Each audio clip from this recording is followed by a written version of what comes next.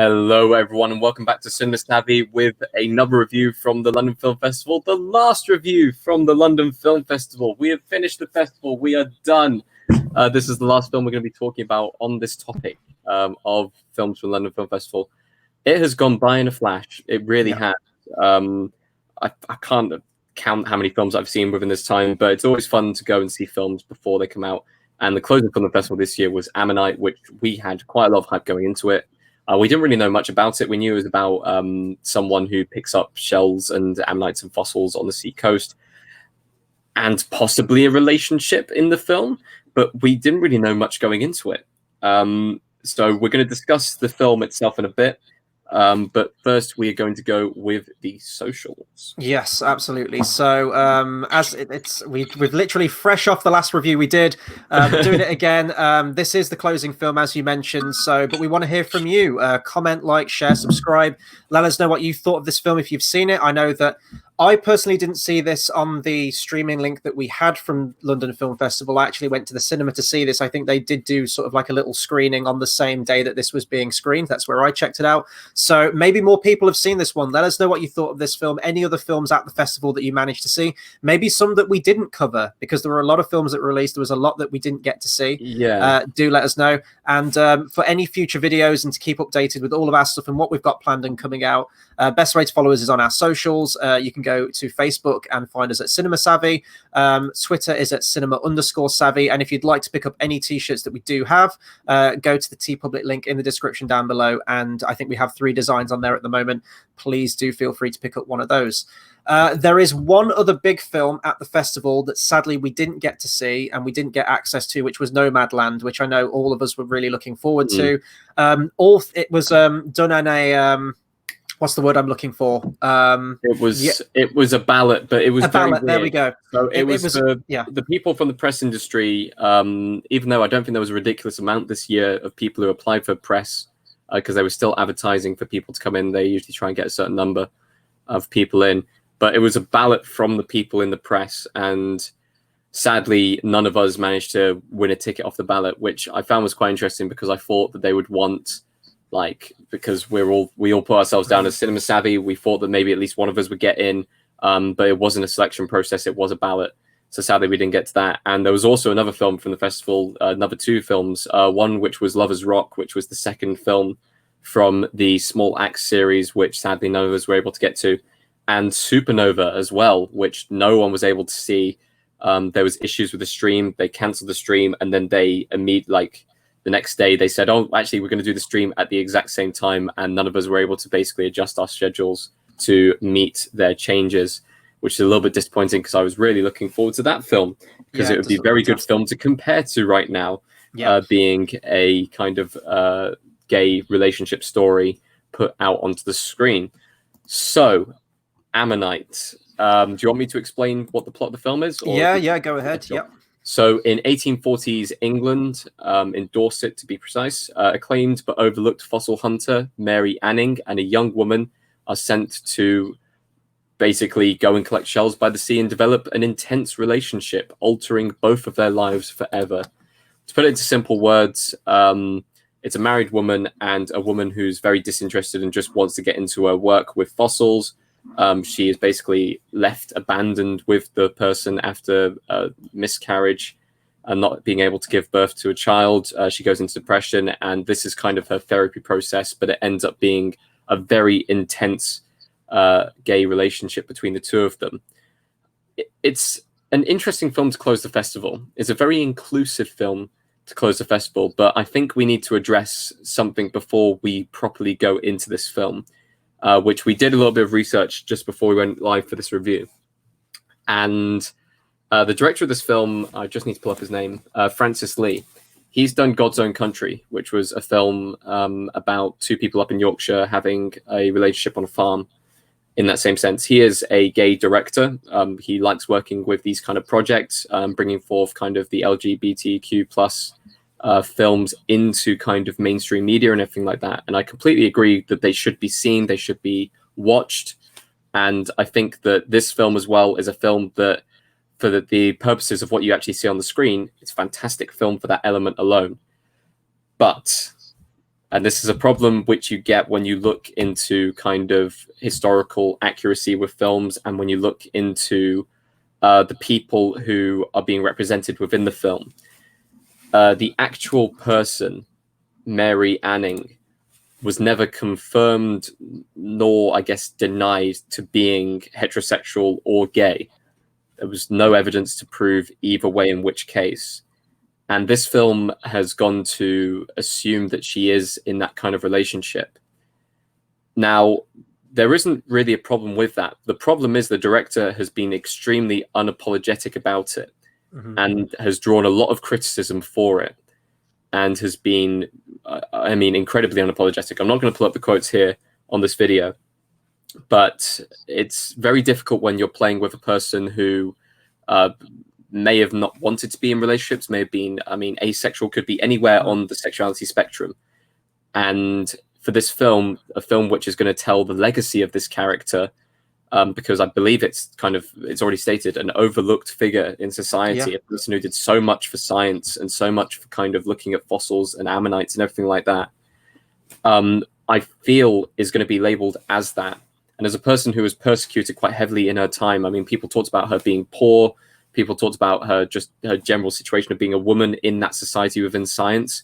It's a lot of pressure to put on them in those times, to also be a lesbian woman in those times. And we don't know whether that is true or not. We can't say yes or no. It's a very accepting society we're living in now, and I'm happier for it. But in those times and that legacy that she's left behind, it's very difficult to go and immediately put that label on that person, whether they are straight, whether they are gay. And this film isn't really about her work. It's about her relationship with this person. So with that being the sole focus of the film, it is quite a difficult film to talk about. And it's a difficult topic to talk about in general with cinema. The reason why I wanted to bring in Supernova is because that's another film about a gay couple, a gay relationship. And that is one that has seemed to have got a lot of good praise. And this one's got mixed reviews. And I think it may have been because of this portrayal of this character. But Chris, if you want to jump in, because I've been talking for like 5 minutes straight on this. Yeah, no, absolutely. And this is kind of going to skew my review on this a little bit, because I do think it is a very troubling area. Again, I have no problems with, say, like the director himself, being a gay director, wanting to shed light onto these issues that are still prevalent today. I'm absolutely all for that. The problem that I have is where you are just playing very fast and loose. And as it says on Wikipedia here, the film is loosely inspired by the life of British paleontologist Mary Anning, and the relationship that she has with Charlotte Murchison. That is an understatement. And I do think that whilst there's obviously nothing wrong with, same-sex relationships or anything like that, and that is not where my criticism's coming from with this, I just want to make that clear. I do think you mentioned like the family, like this is going to be wide release. You mentioned that Mary Anning herself, at the time, she was overlooked for her scientific contributions. Thankfully now, I just checked that the Royal Society in 2010 has included her in a list of the top 10 British women who most influenced the history of science. So she has become more prevalent now and recognized for her work back in the day, which was really important. But you're just assuming that someone was a lesbian in those days just because maybe she didn't marry, she didn't have children. And to me, sorry, I was going to say the film would be fine if it alluded to that kind of relationship, but the relationship is the sole focus of this film. If this film was about like her actual, like Mary Anning's actual career and about her stuff, there's little kind of allusions to it. There's going and seeing her on the shore and doing her work. There's seeing her kind of digging out the fossils and kind of cleaning them up and sending them off to the museums and everything like that. But if they actually went into that aspect of the story more, and instead of focusing purely on the relationship, because what this film tells is this film doesn't just tell of one relationship, it tells of multiple relationships. She's a person who is almost known within the village as being that kind of figure at the time, like being in a lesbian relationship, being kind of gay. And that's just completely untrue. It'd be like a gay figure throughout history being suddenly called straight and being portrayed as straight within films. There would be an outcry from any community. And I agree, there should be an outcry if that is the case, because it's misrepresentation. And there's no evidence to say for or against here. So it's very difficult for a director to take a hard stance on it. I think if there were writings, if there were whispers that maybe she was and things like that, then he'd It'd have be more fine. grounds to do it. Just making it up out of whole cloth, that's really where sort of my main criticism is coming with the idea of this. We'll go into the film as it is Yeah. and just sort of review it in a second as it is. But I think that the themes that it deals with as well, obviously it does go into the whole sort of like forbidden love at that time, like it was looked down upon. Most places it was seen as a crime in those times as well. It was a woman's place to be in the home and give birth to children, essentially, be seen, not heard kind of thing. And it goes into those elements. And I think that there are elements of the film where it shows that what it is like to be a woman in a man's world in a patriarchal society.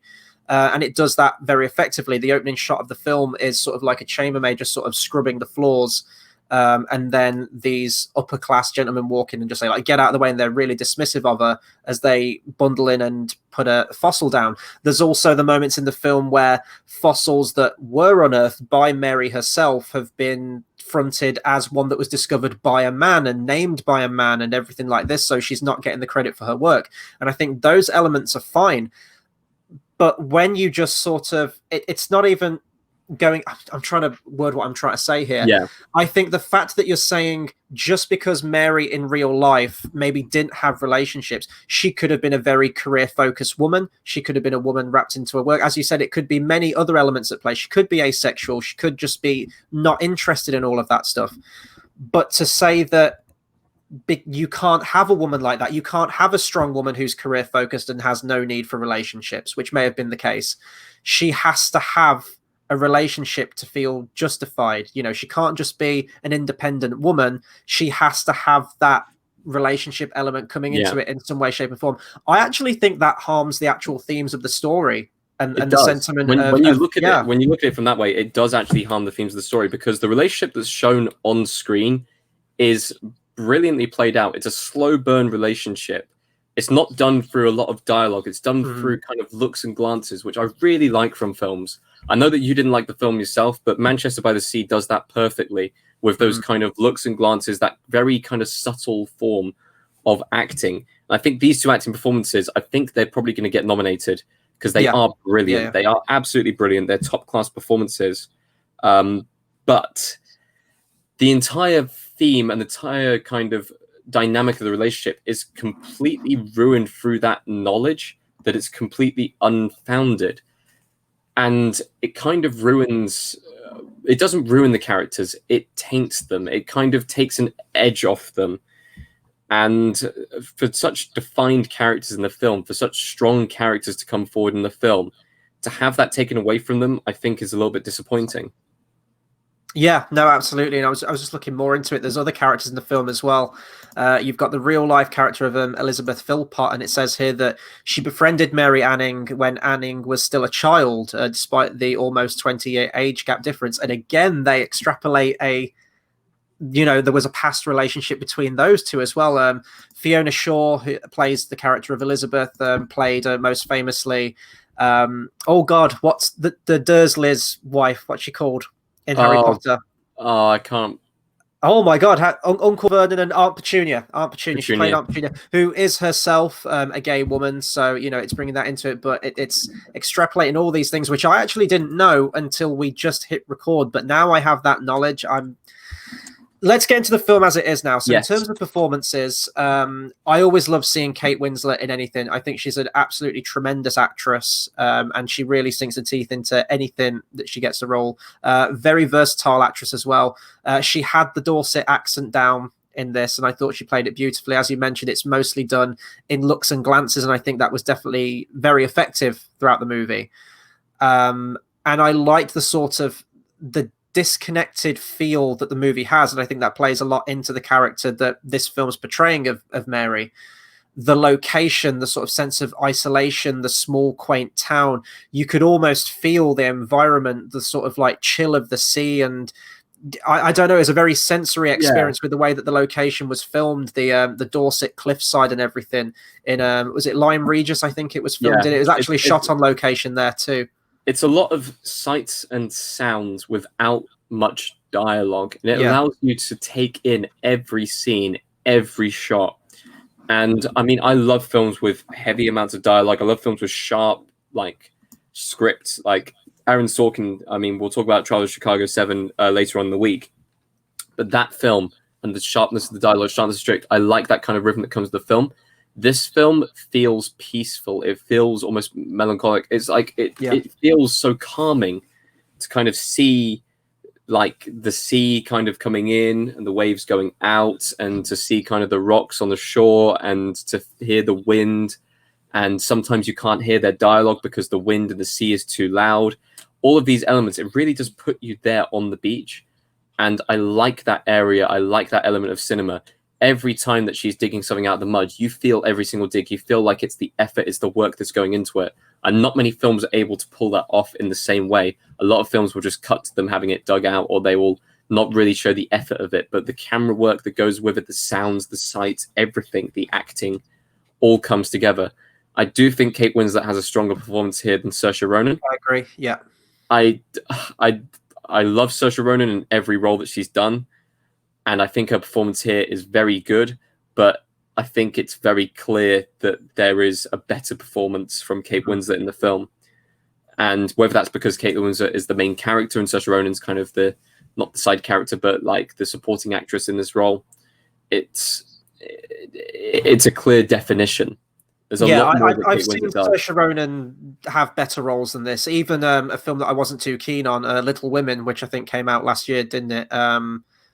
I think that Saoirse Ronan had a better performance in that, and Lady Bird as well. She was in Lady Bird, right? Lady Bird, yeah, she was Lady Bird and Brooklyn. Fantastic. Yeah, well, exactly. That's probably a walkaway performance at the moment as well. Not to say she was bad by any stretch of the imagination. I thought that even the supporting actors, I thought, were very, very good in this film as well. And you mentioned the camera work. I'm probably have to watch it again, but it felt very sort of handheld camera, which sort of helped ground you in those environments and with those characters. And there's very few locations in this film as well, which, although you do have this sort of like beautiful beachfront and everything in the sea, and sort of, I think it helps add to that sense of isolation, that claustrophobia, that very sort of close-knit life where it's the shop, it's the house, it's the bedroom, and then it's the beach. And it's really only in the ending where she gets to London. 4 locations. So you've got the house, the beach, you've got the house in the town where they go to the concert, and London. That's it. Yeah. And they're able to do so much with it in that time, because it's a 2-hour-long film, isn't it? It's 2 hours bang on the dot, yeah. 2 hours long film. And I'll be honest, it didn't feel like a 2 hours long film. Even though it's a slow burn, it paced it very well. It held my attention. I think that it was probably just the right length. Maybe something could have been shaved out of it, but I think that it helped sort of that slower, more methodical pace to it, I think.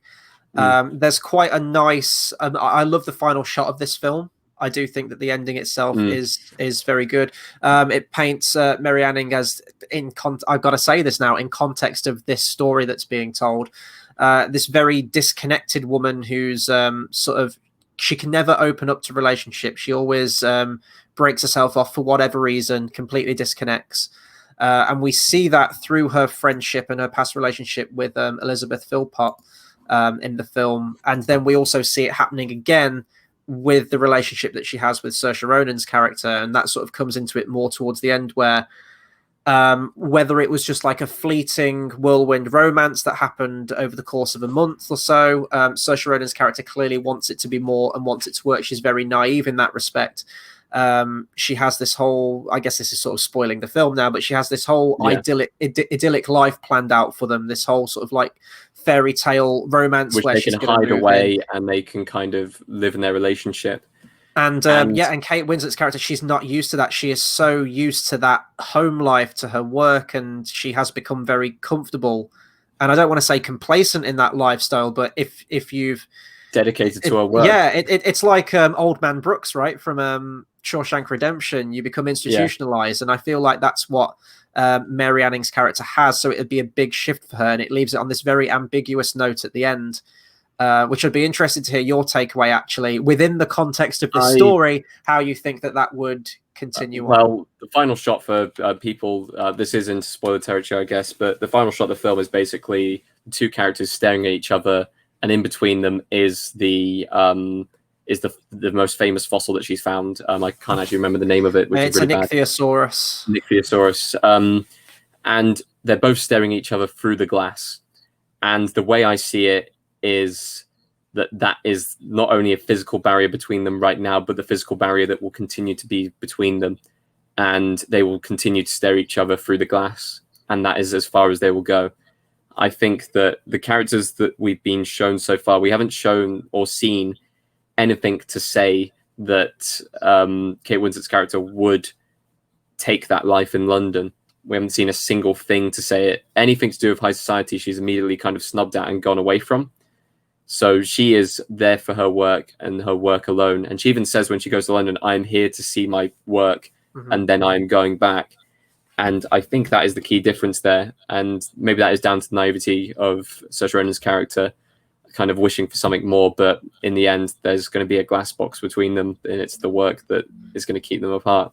Yeah, I think it shows that almost codependency in Saoirse Ronan's character, that Kate Winslet was sort of like there when she needed her the most. They both needed comfort in that moment. Mary Anning, living a very isolated, sheltered life, very lonely life, shutting out, helped her discover that element to her that it is still there. And I think that, you know, Saoirse Ronan's character was looking for that escape from the married life, that unhappy life. She was just seeking connection and love and that feeling. And I think she wanted that to continue. She said, you know, I'll still be married to my husband. He'll be living here, but you'll be living here too. She wanted it both ways, essentially. Yeah. And I think that what that symbolizes is that fossil is enduring. It has been there for millions of years and is always going to be there as an enduring thing, and it's preserved. And I think that is the metaphor of what the relationship is. They're always going to have that. They're always going to be able to have that together. They shared that moment, but it is just going to be, as you said, like protected in sort of like a glass case. They'll always have it, but it can't be something that's going to work for the two of them. And I thought it was a really nice ending for the story that is being told with this film. We have to say for the story that is being told for this film, added on to that. There was only one other scene which, I mean, everyone's been talking about online. Everyone has. You look at any review, and I don't think I've seen one which has failed to mention a certain scene in particular. And we've seen sex scenes in other films, like we have. And this one, I think, is one of the steamiest I've ever seen. It's very difficult to talk about in the same context. No, I'm gonna lower the entire tone of this review now. No, okay, I'm gonna keep it as high tone as possible for as long as possible. It is incredibly intimate, this scene, and very realistic. Incredibly realistic, incredibly intimate. And I haven't seen God's Own Country, but from what I've heard, that kind of goes into the similar kinds of intimacy. And I think that, I mean, cinema's matured up a lot over the years. I mean, think 40, 50 years ago, you wouldn't be able to see much on a screen as far as a sex scene without calling it almost into the category of pornography. But this scene's almost artistic at this point, the way that they're able to frame it, the way they're able to shoot it. And it is a fascinating scene to have in this film, because it does go very much from 0 to 100 very quickly in this kind of thing, and then it goes back down to 0 again immediately afterwards. It does make you think, well, from an artistic standpoint, you go, okay, if you want to show a relationship on screen, you've got to show it in its purest possible form. But I can't believe I'm saying this, Chris. Was this scene really needed? In the context of the film, given how slow-paced the film was up until that point? I think maybe, it went in, literally and figuratively. It went in. I don't think maybe it needed to go as far as it did. There is mouth grindage. There is all kinds of things in this one scene, collected into this scene. I think it needed some kind of release for the characters and for the audience, maybe. Who knows? Oh, God, the lecherous old bastard that I am. But I think there was so much tension, that those glances, those touches and everything like that, that it was that build, and it needed that payoff. I do think it needed a payoff. Whether it needed the payoff to the extent that it paid off, I can't believe I'm complaining about it. You know what? I'm not complaining like this. I'm saying the same, because like I've watched films like 50 Shades of Grey. I've seen these kind of scenes played out, and I've looked at them and I've gone, well, first of all, it doesn't really look very realistic. And you watch sex scenes on film, and they just don't look like the actors are doing anything anywhere close. I know that people always kind of talk about them and kind of say those kind of things and kind of joke about them in that same sense. But it's very interesting when you're watching something like this film and this scene, because it does look very realistic. It does look like it was filmed. And I mean, from watching the scene, I don't think there were stunts involved. I'm sure that there probably was stunts involved, but as far as Kate Winslet's perspective, like, you see her at all times during the scene. It doesn't cut away. As far as Saoirse Ronan, I was going to say she did Titanic as well, didn't she? Yeah, so you do see like part of her face and stuff like that within the scene as well. So it's very difficult to kind of cut it across. But it's, I mean, you look at the location, you look at the actual scene and where they would have filmed. It's a very difficult film to see in the first place. But yeah, very interesting. It's full on. It's full on. It's very. It we're not complaining. No, we're not complaining here in any way, shape, or form. But it was very realistic, almost to the point where I expected Kate Winslet to sort of go like after it finished. But yeah, just to play. That's a very. There's so much happens in this scene. So much happens in this scene. It's mad. It's mad. But in terms of the film itself, if we're going to sort of go into close, I will say as well, in terms of the film was shot chronologically. Because the director felt it would help sort of ground the actors in that progression of the relationship, which I actually think is a really, really good approach to do it. I think it works well for a film like this. Yeah, absolutely. If I'm going to go into closing thoughts on this film, I have to sort of come at it from two ways.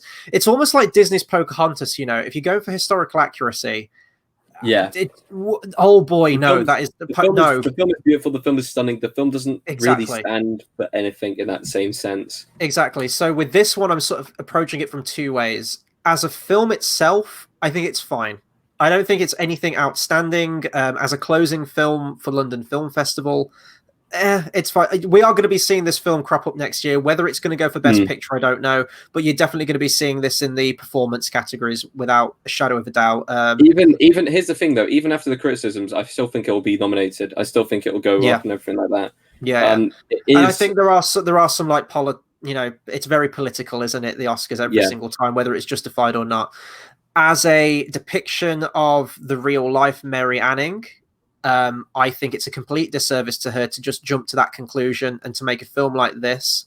Everyone's going to watch it. And for a lot of people that don't know of Mary Anning, I don't know if Mary Anning, because I'm not in the scientific community, I don't know if it is a well-known name. Chances are you mention Mary Anning to someone that, they're probably not going to know who it is. So as a film that is a biopic, that it is showing this person, I think that's actually quite damning to her legacy, because everyone's going to attach this film and naturally assume that she was, because people have seen this. And I don't think that's cool, because as you mentioned at the beginning, if you flipped that and you made a famously historical gay person straight, that's exactly the same thing, in my opinion, and that's as equally as damning doing that. So I'm not okay with that knowledge. As a film, I think it's fine. A little bit above average. I don't like giving numeric values or anything like that. It's above average. It held my attention for the 2 hours. I enjoyed seeing these performances, and I do think the location shooting was fantastic and did help give that sensory sense and ground me into the film. But it's nothing remarkable. I don't know if I'll ever watch this film again. I've seen it, and I don't think I'll watch this film again. It was a very slow burning film. There might be a scene I watch again. I'm sorry, I had to. That's fine. I enjoyed this film for what it was worth and what I saw on the screen. I'm very conflicted about kind of the implications of the character within the film. I think it probably will get nominated for Oscars, but I don't expect it to win anything. I don't think it's going to be a leading contender, because there is a lot missing from this film. There are a lot of flaws to this film. But at the same time, I think it will be a very important film for that kind of... I know this is going to be pitched as a film that's going to be very important for gay people, seeing a gay person kind of in that high society in the kind of 1800s and everything like that. But the fact that that is kind of not based on lies, but it's based on conclusions, no evidence jump into that conclusion, it's very difficult to say that that could be a film that could stand for anything. There is no evidence to say this didn't happen, therefore it could have happened, kind of thing. It's a bit of an odd one. But anyway, that was our review for Ammonite. I'm going to bring up the socials now. Please comment below of the films that the film festival's over. Please comment about the films that you enjoyed from the film festival if you're able to see them. If there was any of the reviews that we've done over the last 2 weeks from the film festival that you've particularly enjoyed, any of the films that you want to be picking up, any of the films that you look forward to see coming award season, please let us know in the comments below. Please also like the video, share the video to as many people as possible, and subscribe. We are getting so close to our next subscription goal. We want to get there by the end of the year, so please do that if possible. And if you want to find out on more videos from Cinema Savvy, please go onto our Facebook. That is just type in Cinema Savvy on Facebook. If you want to go to Twitter, that is @cinema_savvy. And if you feel like it, go on to TeePublic and pick up a t-shirt. We've got a couple of different designs up at the moment, and that would help support the channel. We do have some things to kind of announce. We've got a couple of reviews that are going to be coming out soon. We've got the new Borat film, which is going to be coming out, I believe, this week. It's released on Friday on Amazon Prime, I believe. We will have a review on the first Borat film coming this Thursday. And we will also have at some point a review for Trial of the Chicago 7, which is out on Netflix, I believe, the new Aaron Sorkin film. I love Sorkin, so I'm dying to see that film. We aren't going to reveal. We are not going to reveal just yet what's happening around Halloween time, but please be assured we do have things planned. So keep an eye on the social medias, on our social media channels for that. Chris may have given away something there. I will take a quick drink. That's your only clue. And we will kind of reveal what is happening close to the event. But thank you ever so much for watching this review for Ammonite, the last film from the London Film Festival 2020. Thank you for watching all of the reviews from London Film Festival 2020 if you have done, and we will see you in the next video.